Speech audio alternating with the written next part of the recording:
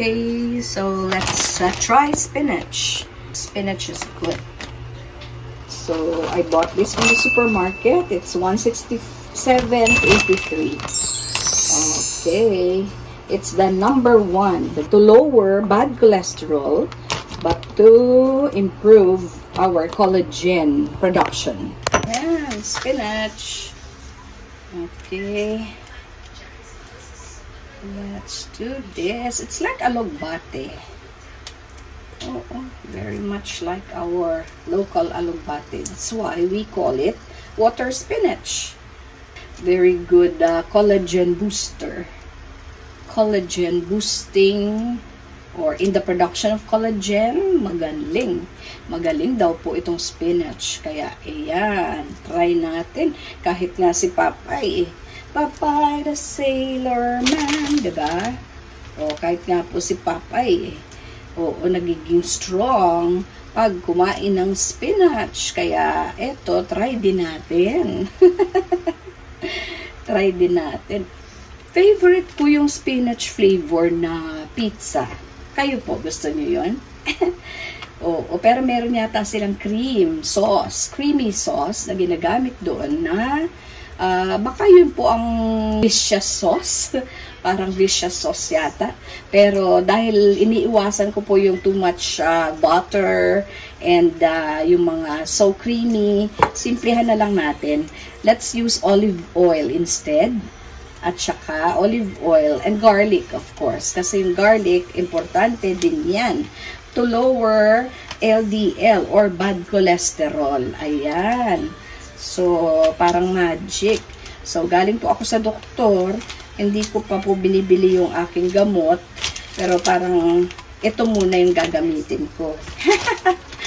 Okay, ayan. Hindi naman magagamit yata itong tangkay, no? So, ayan. As I said, ito po, spinach. Okay. I bought this at the local supermarket. Tapos, ang price niya po is $167.83. Ganito lang po siya kakonti. No? So, hindi po ito 1 pound yata. Oo, kasi pag nagluluto sila, sabi nila, I'm using 1 pound or 2 pounds, parang ganun. Ito yata, I don't know, kung half a pound. Okay, try lang po natin. Hugasan na, let's wash. I'm making 3 cloves of garlic. And then, let's try the mortar and pestle. Okay.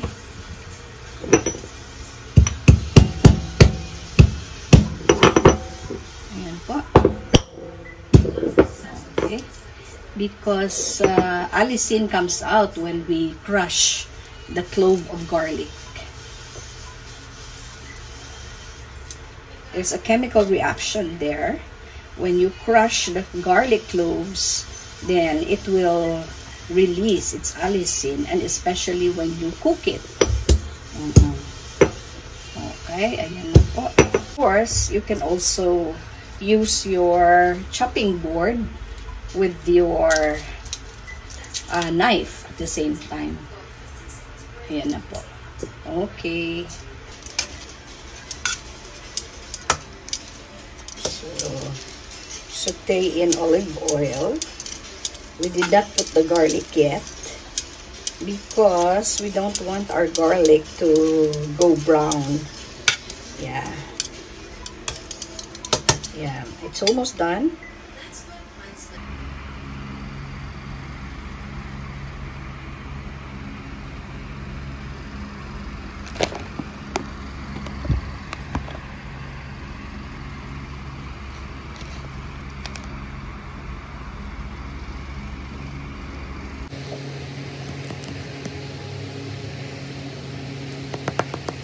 Months na po, let's try to practice. Ano po kaya iyan?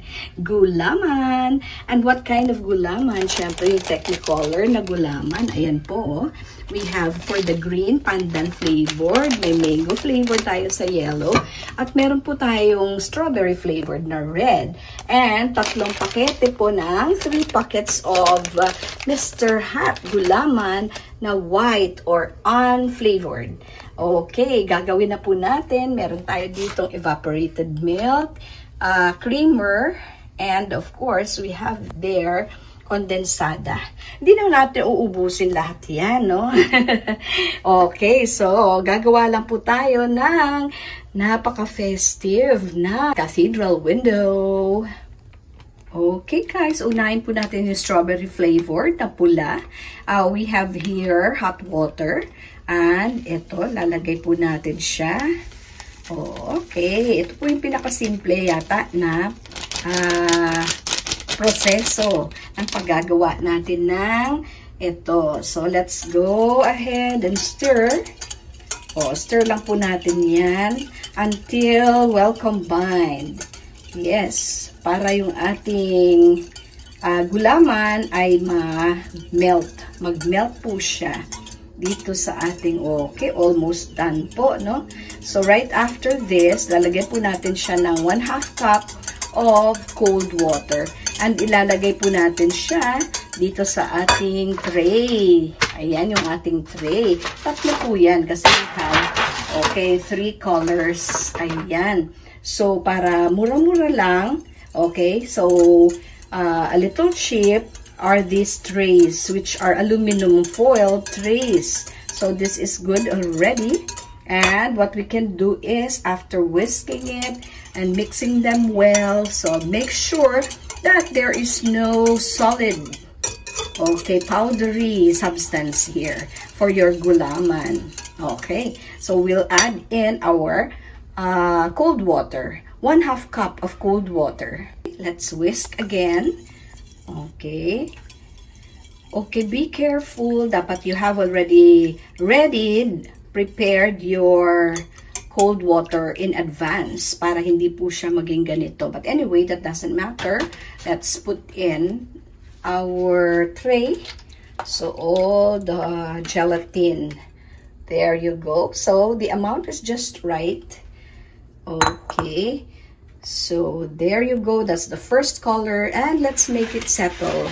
Set aside over here, and we'll make another one. So which one do you like, the yellow or the green? Okay, let's do the mango flavored. Oops. Okay guys, ayan na. I'll put it here now, and let's whisk it. Make sure this time there are no solidifying substances in advance. Alright, so there you go. Ang bango niya, guys. It smells good because of the flavoring. So let's add in our cold water now. It's just actually water coming from our mineral water container. Next tray. All right, there you go. All right, medyo meron pa nga no? Okay, pwede pa naman. No problem. There you go, and it will settle in room temperature. That will solidify. Okay, lastly, let's do the pandan flavored. There you go. Okay, let's stir, whisk it. That's a wonderful green. So we have a green, a yellow, and a red. Just like Merry Christmas in advance. Oh, excited. Excited pala tayo sa Pasko, no? Practice lang po ito. So that when the holiday comes, medyo na tayo. Magaling na tayo. Ang bango ng pandan. Kanina naman, mabango din ang ating strawberry flavored. And here is the, yes, cold water. Yes, to give it more luster. There you go. It's starting to solidify. So let's go ahead and put this on the tray. There you go. This is our third one. And wow. Okay, so as you can see, it's already settling. And then we're going to slice them nicely into cubes. And then, of course, while that is settling, we can prepare now our main. Okay, the main is the unflavored one because we're going to put condensed milk in the creamer and the Alaska, what is that? Evaporated milk. Disclaimer lang guys, this is not sponsored, okay, but I wish. How I wish merong mamamasko po sa atin.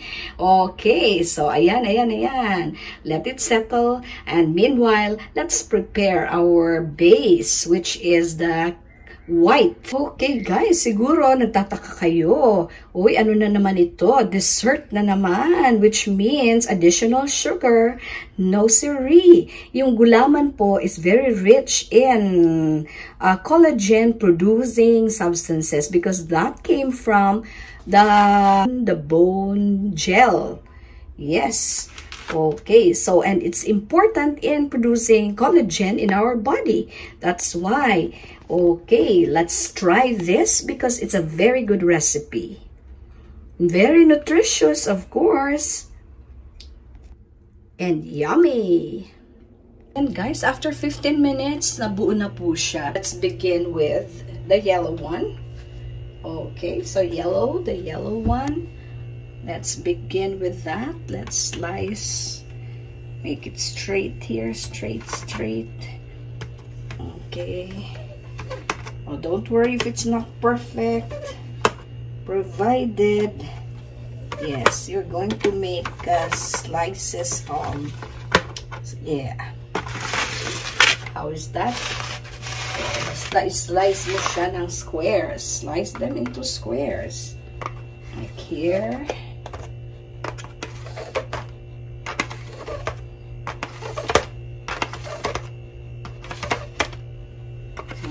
Okay, ayan.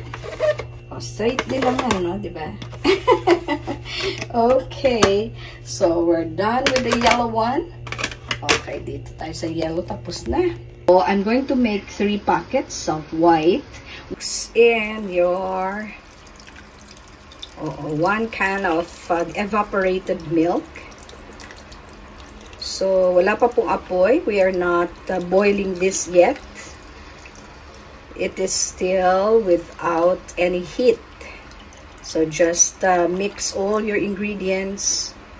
There you go. This is your evaporated milk. We're going to put another kind of milk, which is condensed milk. Okay, there you go. So we're going to mix that very well. Now there is a low heat. And we're going to wait until it simmers. Make sure that all the ingredients are well combined.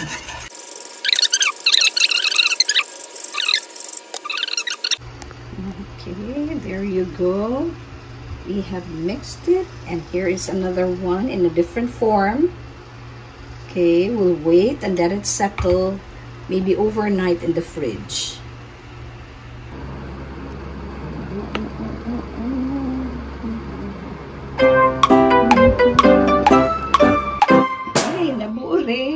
Let's see this.